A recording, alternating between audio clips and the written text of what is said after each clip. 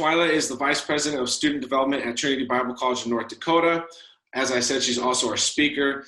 Thanks for taking the time to be with us today, Twyla, and entering into this conversation. Go ahead and tell us a little bit about yourself and how God has got you to where you're at in this journey.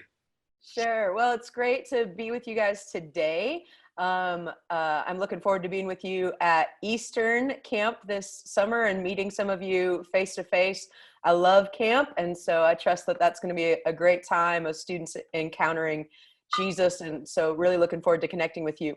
But I started out in ministry as a youth pastor. I was actually a youth pastor at my home church, so I had kind of an unusual transition where my senior year of college, my youth pastor, said, "Hey, I'm resigning and you're going to be the next youth pastor." And so I went home to my small rural role,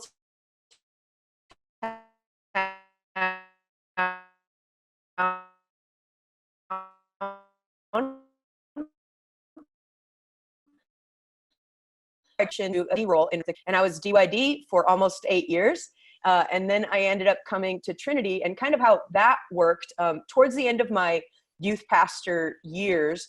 I remember looking back at the last 8 years, and I was trying to kind of figure out in that last year, like, why did it seem that the students who were with me in the last half turned out so much better than the students who were with me in that first half?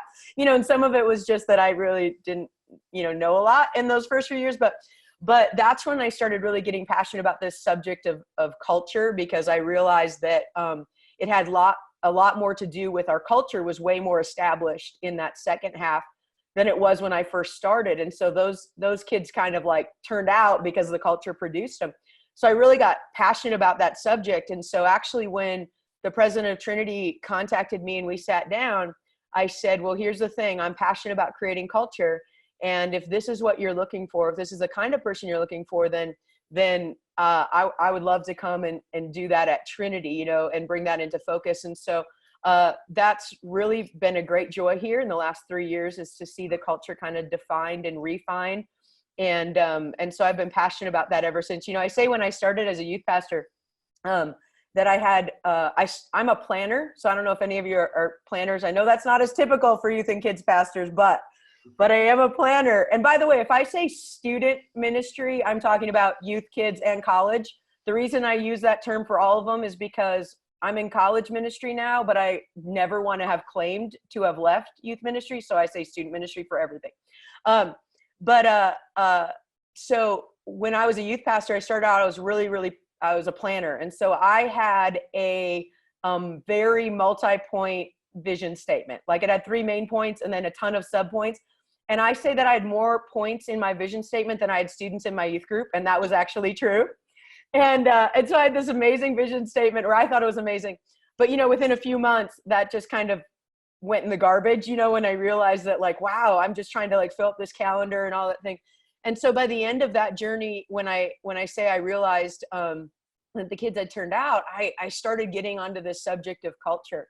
And I love this quote by Disney. It says, "We teach participants how to create a culture by design rather than a culture by default."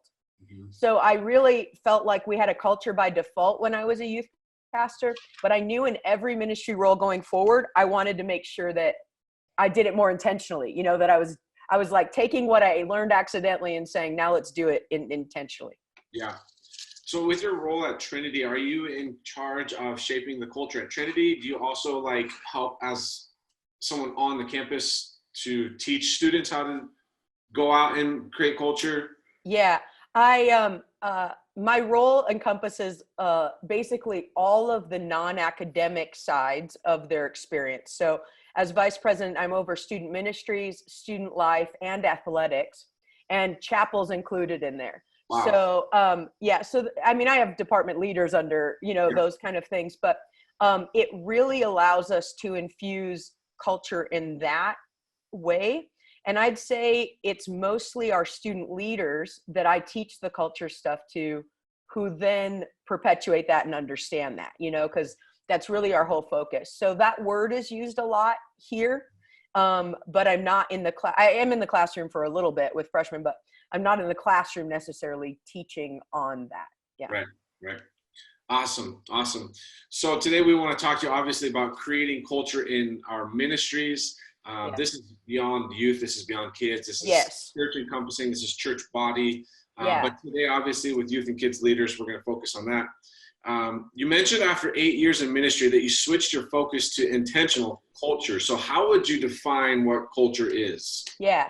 So in kind of the simplest form, but kind of a Webster's version, is the shared attitudes, beliefs, behaviors of any group of people. Okay.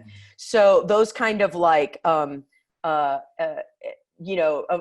core, what do we believe? And then how do we behave because of what we believe? But to simplify that even more, I always say culture is simply the always and nevers, right? It's like what always defines us, what never defines us. And I use that illustration a lot. Like if I was to ask each person that's on this call, tell me about your family, like what was the big deal to your family growing up? Most people can say, sports or not sports, or, music, fishing, whatever that is. There's usually some big deals. Or what are the things your mom and dad always said to you, and then, like, especially those of you who are parents, a lot of times you end up perpetuating that stuff, even though you didn't like think through, I'm going to reteach my kids this, you just automatically do it. Yeah. If you're in a family where your parents made you make your bed every day, and that was a really big deal, you probably have your kids make their bed every day, Yeah. And so those kind of always and nevers is the simplest way to define culture. And then I go on. Okay, so for those of you on video, I'm going to have you pay attention to the video for just a second. Those of you on audio, I'm holding up a Rubik's Cube. I'm going to hold up a Rubik's Cube in just a minute, okay? And no, not because I can solve one, because I'm not like that. Okay, but when I hold this up, I want you to just take a look at it, and I want you to count the green squares, okay? The green squares, I'm just going to hold up for a second, okay? There we go. Okay, so I hold that up for a second. Now, because there's not a lot of audio, Brian, I'm just going to ask you. Yeah. Okay, how many red squares were there? I think I saw one. Okay, wrong. There's two. Okay, okay. I saw one. I just yeah. Okay, you did see one. You're not like, okay.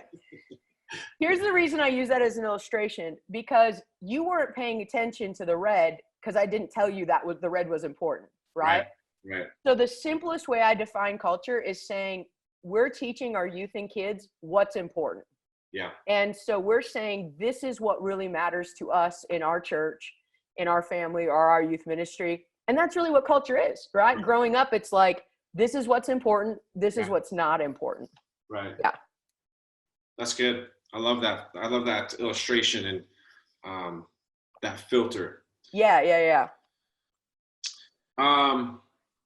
I have a quote here on their notes from Elmore. Can you go over that? Yeah. So Tim Elmore, I don't know how many of you are familiar with his stuff. He's one of my, youth men heroes, gurus. He's not actually in, youth or kids ministries, but he works a lot with colleges and with high school students, public students. If you've never heard of the books called Habitudes, I really encourage you to check those out. And he talks a lot about culture. So and I've had kidmin friends that have used the resources too. So this isn't just a youthman thing. So, but Tim Elmore talks a ton. He goes and he works with, high schools about how to create culture in your high school. And when he says this, culture offers us a lens with which we see things and a roadmap to an organization-wide definition of normal.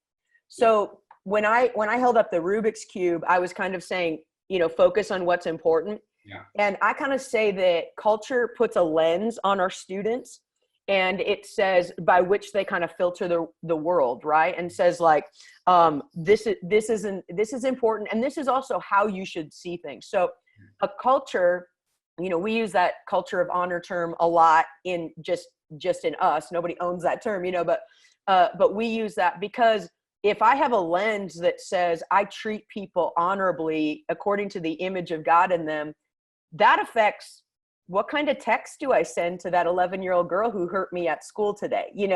If I have a lens of honor, then and I'm not you know, we're not winning or losing if that 11-year-old sends a bad text. But even in my conversation with that young lady, let's say mom called me and said, you know, my kid's getting in trouble for bullying another girl, I'm going to use that language of the culture language that says, you know what, we honor that this other girl is created in the image of God, and we wouldn't treat God himself like that. So we're certainly not going to, you know, so that kind of like lens thing is a really big deal.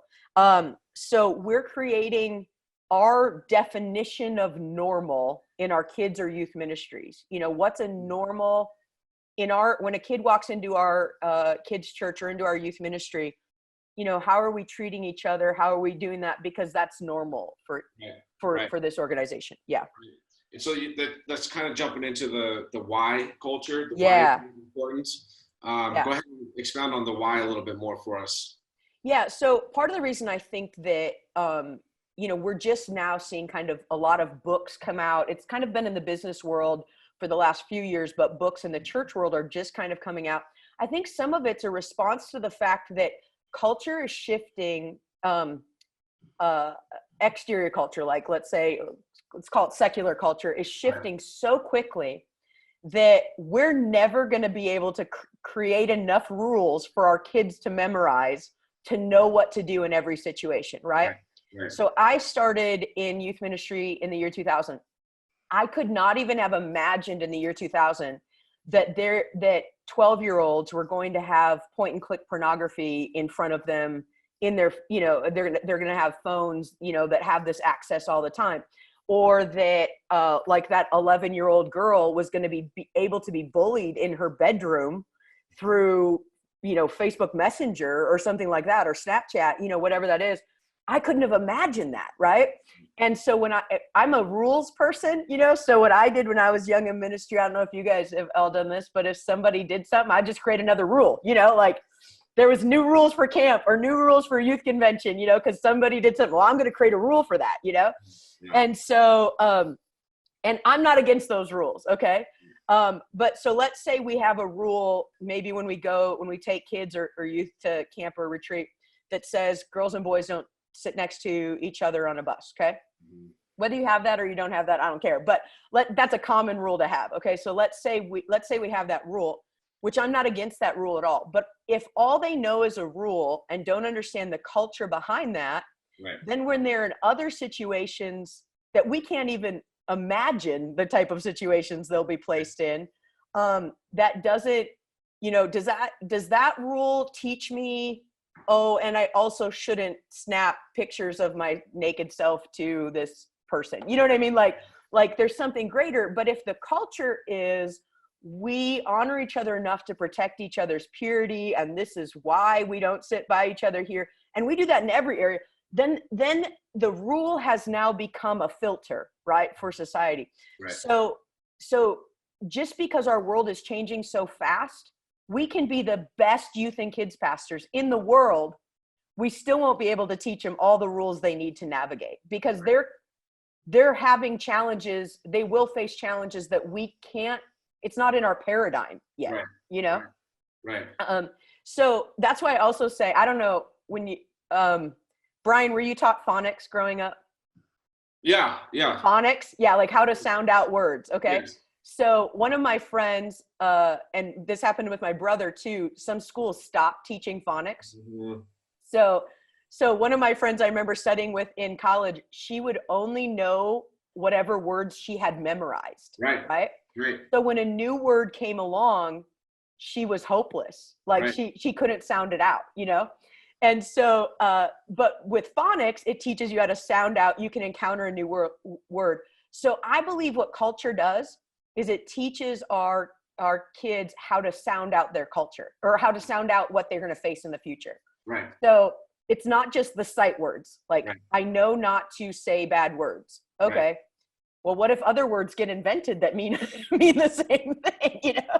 But that's not on the list of words my youth pastors said I couldn't say. So that's what I love about culture, is we're saying, if we have these things established in our youth or kids ministry, it's teaching them for the long term, how to face the new challenges. And I like that it's this, if in a sports mindset, I Yeah, love that culture helps you a lot defensively, sure. but I think when it comes to like ministry growth, it helps you Yeah, just as much offensively. that's I true. think I think we've spent time talking about the nevers, but to go back over to the Yes, always, I the feel like always. the always are the non-negotiable values. Yes. Like we're Yep. going to focus on these values. Yes. And there's other values that are good, Yeah. but we can't spread ourselves too thin. So to define our culture, we're going to have these non-negotiables, these always, these values that this is Yes. who we are. And I think it absolutely helps them respond to the negative part of Yeah. the world. But I think it's also just as equal to help them respond to bringing the positive into the negative, That's bringing an the hope into excellent. the, Yep. you Yep. know. And so I love that this is all both Here, sides. so here's an example of that. So one of our core values, core culture values, which I had as a DYD, carried into here, is that every student has a call of God on their life, Yeah, right? But that call may be to be a teacher, maybe to be a business person, maybe, but there's a call of God, and that call means that you are called to take part in the mission of God and impact some realm of society or culture, right?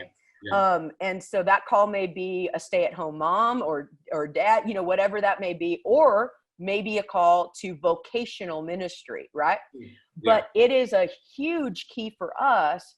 And so I see that, like what you're saying, that's one of the proactive things.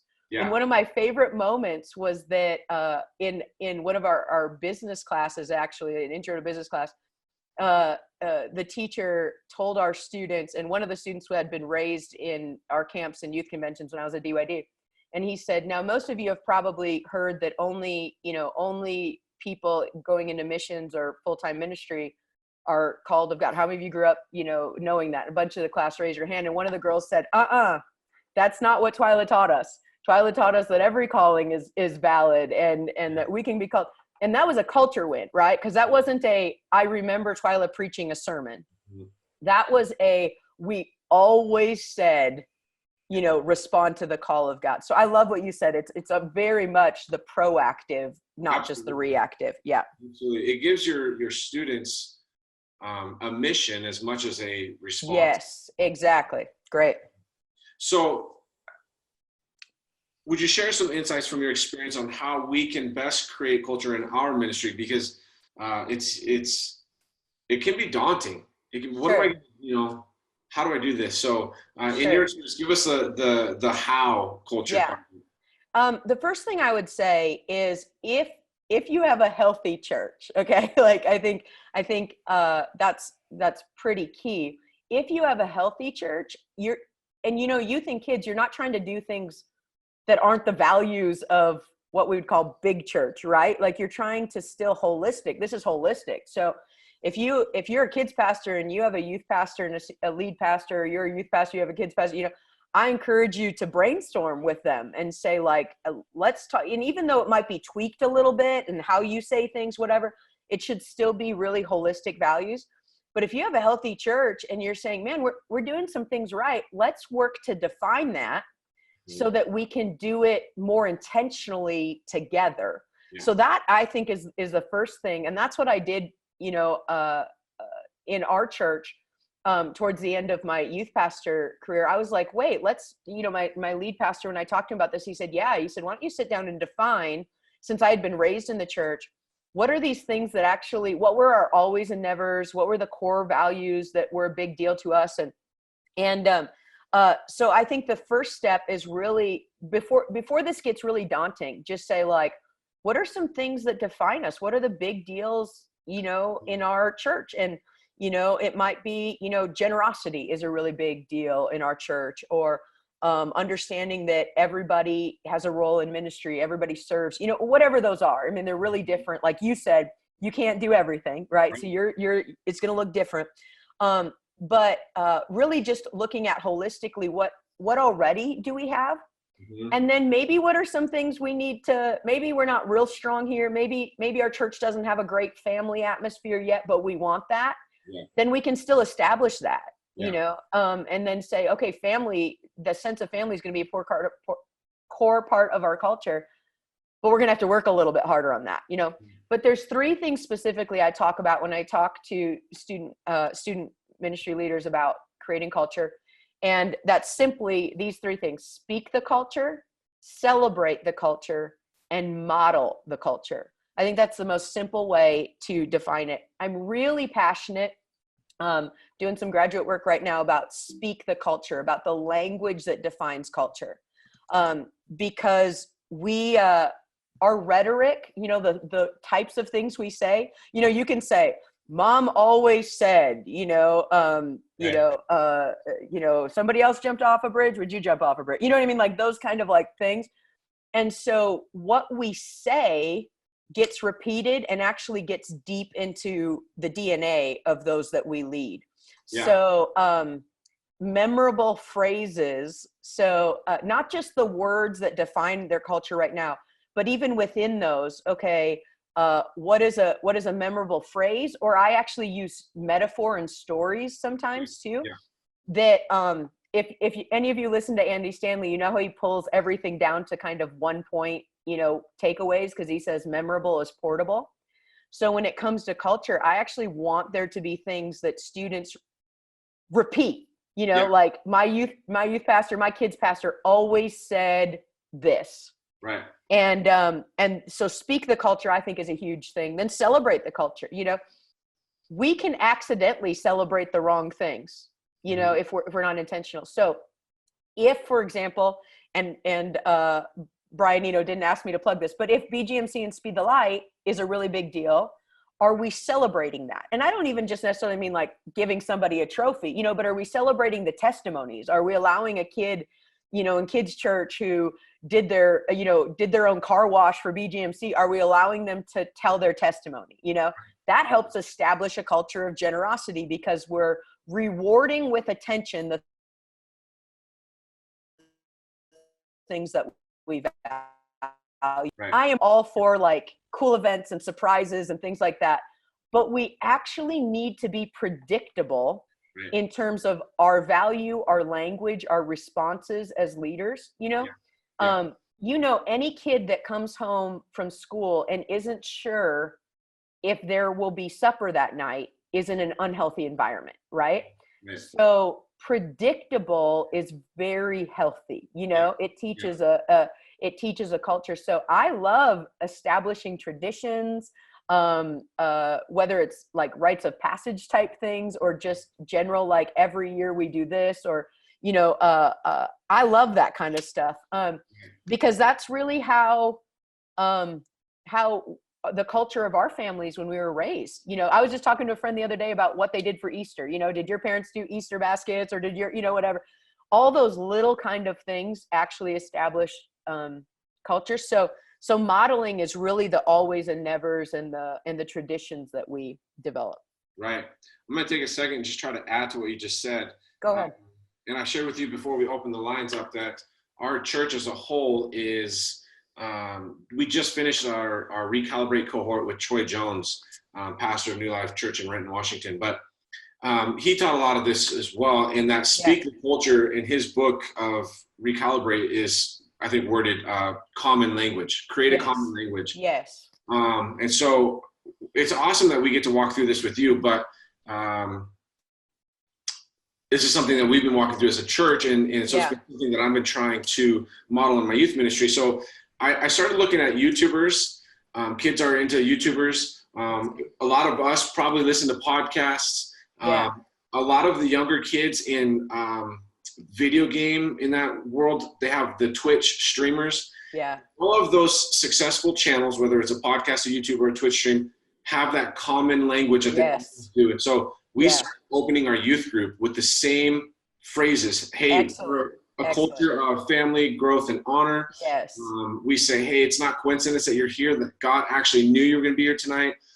And so there's things that we say when we start every service. Excellent. And we'll even notice at all of our network events, our superintendent, Bill Wilson, he always has a theme for the year. And this year is pursue, if I'm not mistaken. And I think last year's was bold.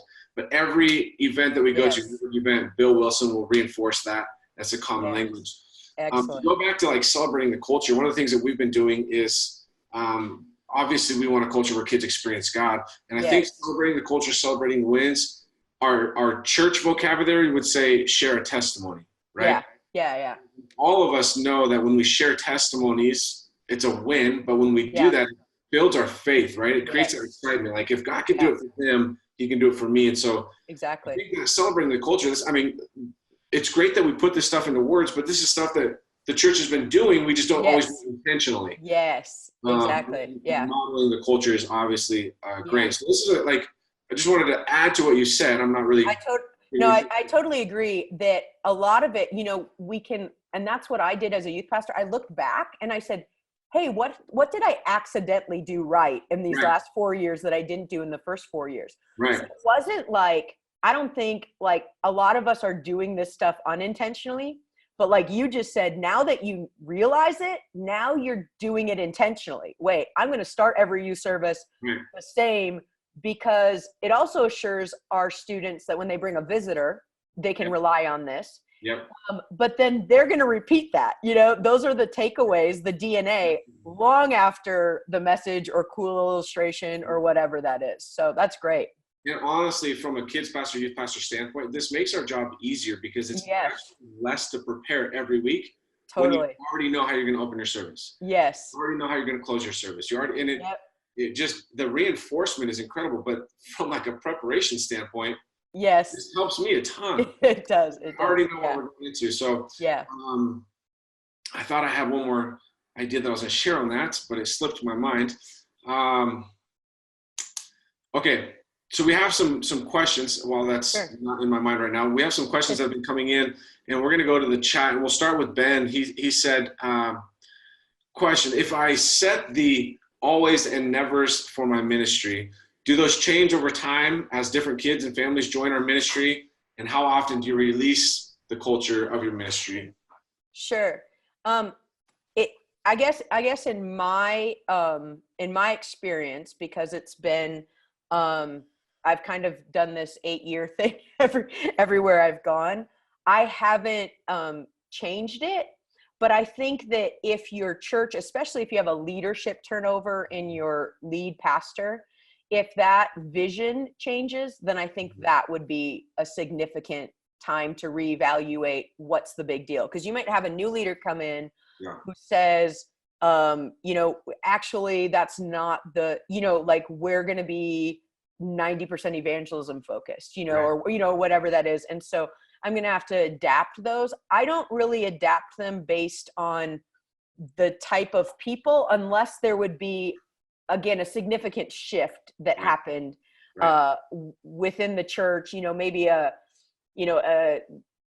some kind of new industry comes into town and the type of people that we had are totally different, but otherwise I think that we should pick the things whatever, the things that really we feel like God has called us to do as a church, So one of the things I did in a rural community, I was in a strange rural community in the sense that there were a lot of other evangelical churches. So we were a small town, but we still had like 5-6 youth pastors. And I kind of was like, Holy Spirit, why do you have us here? Like, what is our unique? I know we're together, we're evangelism. And I realized that like, oh, wow, we're the only Pentecostal one though. And so I need to make sure that encounter factor is a really big deal, because that's what we're believing and offering that other people aren't. And so to me, that always and never was never going to change. Does that make sense? Yeah, absolutely. I think, well, first of all, Craig Rochelle just released a podcast, I think last week, that actually touches on this. Sure. When to change those values, which, he said on his level, I mean, I don't know how many campuses he has. Yeah. He's like, I will never shut down a campus. Well, then he realized that this campus needed to be shut down for other campuses. Yeah, sometimes they shift and they change, but on what you're saying too, like focus on the strengths of your church. I had a conversation with a young youth pastor last week, and I was just trying to enforce with him, like, be you. Develop a culture that suits your strengths. Don't be afraid of your strengths and your weaknesses. Embrace your weaknesses and maybe not build a culture around your weaknesses. Like for me personally, I came from a broken home. I came from drug and alcohol addicted parent. Those are the kids that I relate to. Those are the kids that I'm reaching. That's the culture we embrace. Because that's who I am. And that's who I reach. So I would also say, establish a culture on your strengths. Don't be afraid of your Yeah, strengths. that's Embrace them. great. Yeah, And that's so great. that's good. We got a couple more questions that we'll get to. I'm going to go to Joe's first because it's the one that I first see and it's easy. What books do you recommend reading? Yeah. Okay. I knew that was going to come up, and I was ready. I was like, okay, I wish I was more ready for this. Okay. So I'm going to have you recommend. So here's the truth. I'm actually doing graduate school work this summer. I'm going to be reading like every book there is to read on culture.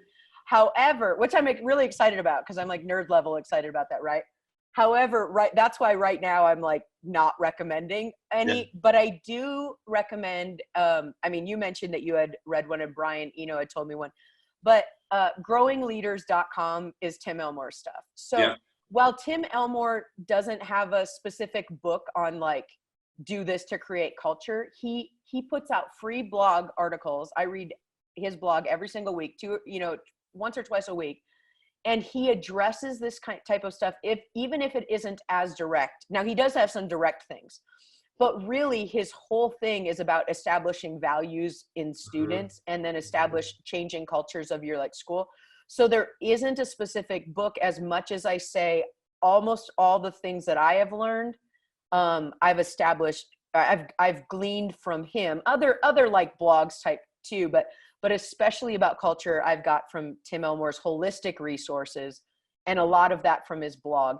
In regards to just a culture of family, Jeannie Mayo's the best on that. And so Secrets of Thriving Youth Groups in terms of the family aspect, that's where she's really strong. And so I became way more intentional about the family feel of our youth ministry after I read Jeannie's Thriving Youth Groups book.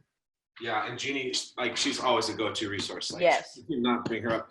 I'll just add, like, I've been listening to a lot of Craig Rochell's leadership podcast, and he talks all the time. Yep. I love Craig Rochell's leadership podcast a lot too because I can watch it on YouTube. I'm so visual that if I only have audio, I have no idea where my brain's gonna go. But if I have visual, Craig Rochell does great talking about it. Yep. He does a lot of this. I'll bring up Recalibrate Your Church by Troy Jones. We just did that cohort. He talks about the culture. He talks about the common language. He talks about your 5 things that you do really well. His church has 5 things that they do really well. And sometimes those 5 things change. And then lastly, this is kind of on the same topic, but Multipliers by Liz Wiseman. That one really talks to the leader about bringing out the genius in everyone else, which I think is a part of what we do as ministry leaders. And so those are both great. Multipliers, Paul, that book changed my life. I love that book. But that's great. Tasha had a comment. She said the Tim Elmore Habitude books are super cool. A great 2-page culture shift ideas, like be a thermostat, not a thermometer. I love that concept, especially. And again, what we love about Tim Elmore's stuff is it gives language. So he provides great. I use the Habitudes language all the time, even if I wasn't using the Habitudes books, but it creates shared language. Yeah. Absolutely. Absolutely. I love that. Like anytime there's a breakout, anytime there's a conference, like what books, give me your top 3 books you're reading. It's good. Thanks for that question, Joe, because leaders are learners and learners are leaders. So any other questions or comments coming in? Tasha, great stuff there too. For Tim Elmore stuff. Small group Sunday school. Any other questions that you guys might have for Twyla today? I'll give you a minute to think about those. Unmute yourself if you feel like it's easier to just talk instead of type. Let's see here.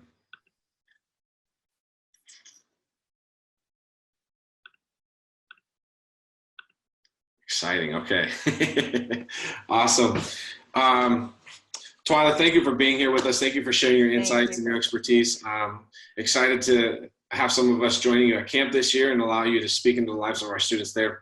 Could you take a moment and just pray for our leaders? We've got children's and youth here. Just pray for them, if you would. Yeah, it'd be my honor. Thank you so much for having me on this call. Father, I thank you for every church that's represented. God, we know that whether we're youth or kids, we're more than that. We're a part of your kingdom. and we're part of this local church that's called to have an impact on the culture of our communities. So we don't want to just be people who reflect the culture around us, but we actually want to create it even for our communities. And I pray that every leader on this call would have favor. They'd have favor with school principals and teachers and superintendents. They'd have favor with their neighbors as they seek to bring this culture of the kingdom into their communities. Holy Spirit, I pray that you would breathe life into all these leaders. I know as we wind down a school year, it can be exhausting and tiring, and kids have spring fever and all these things happening. But I pray that these leaders would be encouraged about what's already happening, that the DNA that's already in them is being infused into their students. So Holy Spirit, I pray this would be a great season of life and encouragement for them. And I just ask that you would give us wisdom as we try to take this and now implement it and say, how can we be more deliberate about this kingdom DNA that we want inside of our kids? Holy Spirit, speak to us individually and as our church staffs about what you'd have us do with this. In Jesus' name, amen.